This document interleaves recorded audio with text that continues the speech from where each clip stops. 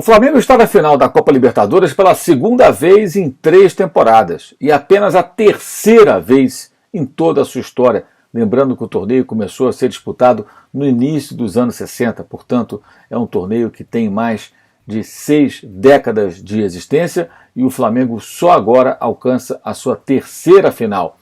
Isso significa que o clube de maior torcida do Brasil está reescrevendo a sua história no cenário internacional, no cenário sul-americano, campeão 2 vezes nas finais que disputou em 81 e 2019 e agora em 2021, novamente finalista dessa vez contra um rival brasileiro, o Palmeiras. Sobre isso, sobre a vitória do Flamengo em cima do Barcelona em Guayaquil, no Equador, que levou o time à decisão, falaremos desse vídeo que tem o apoio e o patrocínio de OneFootball, o aplicativo que você pode baixar acessando o link que está aqui embaixo na descrição desse vídeo. Do OneFootball você encontra estatísticas em tempo real dos jogos nos campeonatos mais importantes, inclusive da Libertadores.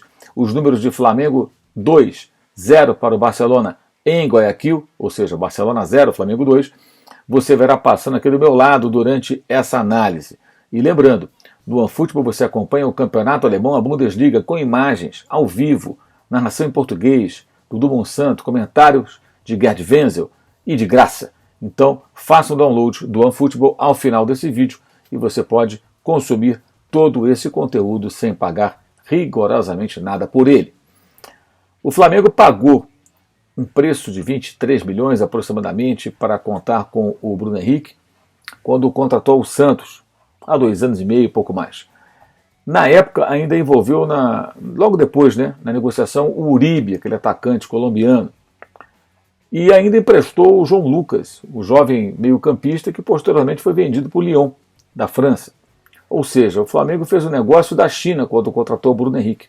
O jogador tinha tido problemas na temporada anterior, inclusive médicos, problema de visão, essa coisa toda. O Santos, com necessidade de fazer caixa, vendeu o jogador. E é incrível como esse atleta ele se adaptou ao Flamengo, como ele conseguiu colocar rapidamente seu nome na história do clube. Extremamente decisivo, teve uma temporada espetacular em 2019, foi o melhor jogador da Copa Libertadores, e que pese o brilho de Gabriel Barbosa, o Gabigol em vários momentos, especialmente naquela final. E agora, novamente, ele se destaca. Bruno Henrique já fez muitas coisas importantes nessa temporada. Por exemplo, contra o Palmeiras, adversário do Flamengo na final do dia 27 de novembro em Montevidéu, foi dele a arrancada que permitiu a Pedro, a arrancada e o cruzamento da linha de fundo, que permitiu a Pedro marcar o gol da vitória no último, no segundo tempo, já na reta final da partida, no confronto que abriu o Campeonato Brasileiro no Maracanã, Flamengo 1, Palmeiras 0. Foram dele os gols da virada espetacular em cima do São Paulo, do Maracanã, aquela vitória sobre o Palmeiras ainda com o Rogério Ceni.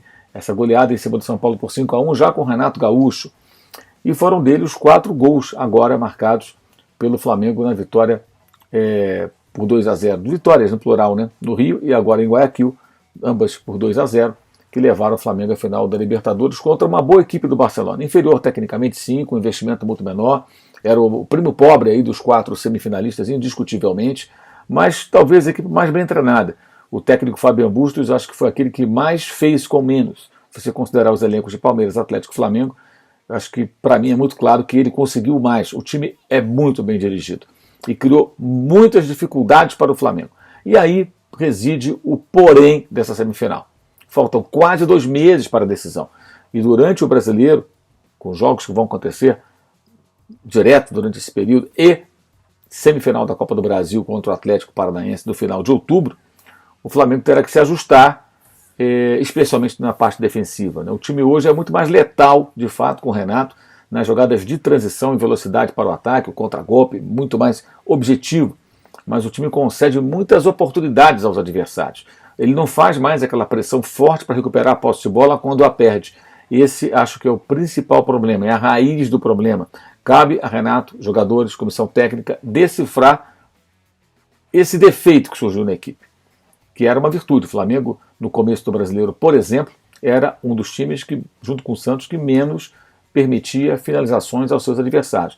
Agora finalizam muito. E o time organizadinho, que no Barcelona de Guayaquil, cria situações, incomoda o Flamengo. E o Diego Alves trabalha, e trabalha, e trabalha.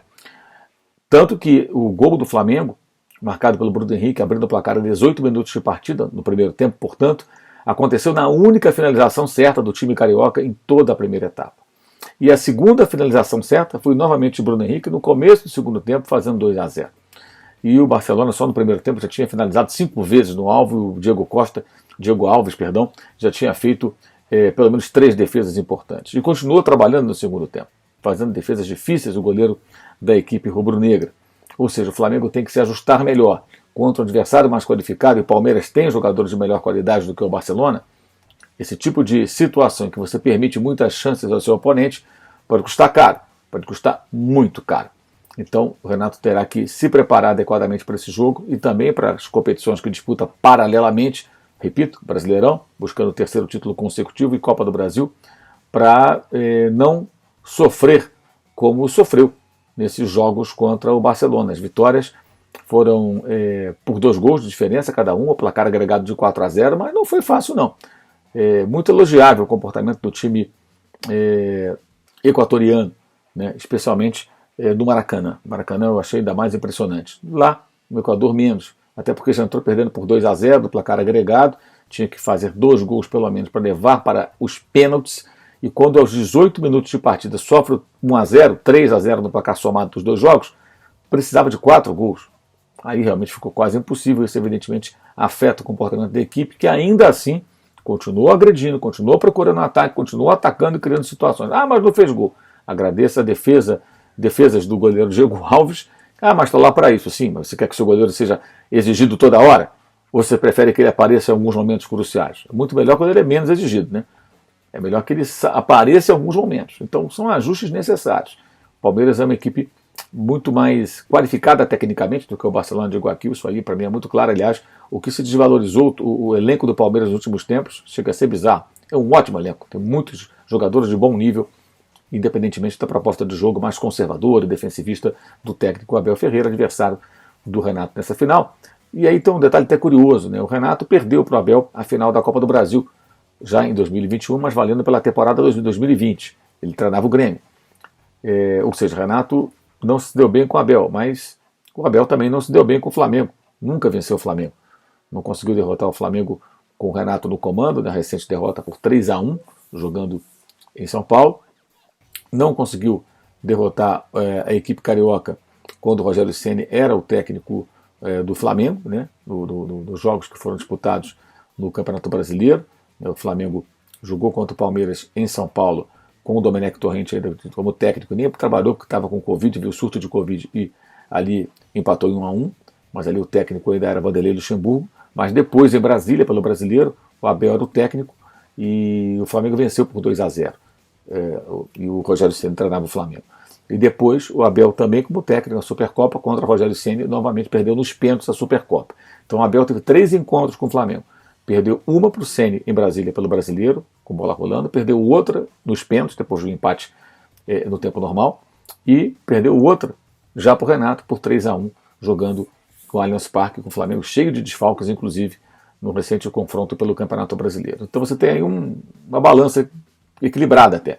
Sucesso do Abel contra o Renato, e o sucesso do Renato contra o Abel depois pelo Flamengo, e o Flamengo invicto ainda nos confrontos contra o Palmeiras, dirigido pelo técnico português. Mas isso é mera curiosidade.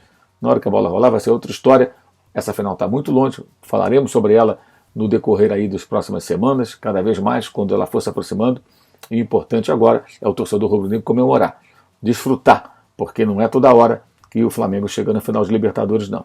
Numa história centenária, uma competição que existe há mais de 6 décadas, o Flamengo chega apenas pela 3ª vez à final da Copa Libertadores da América. O Flamengo que acumulou tantos fracassos nessa competição e também na Copa Sul-Americana nos últimos tempos, nesse século XXI já, né, nessas últimas 2 décadas aproximadamente, e que agora está reescrevendo a sua história no cenário internacional. É isso. Valeu. Saudações.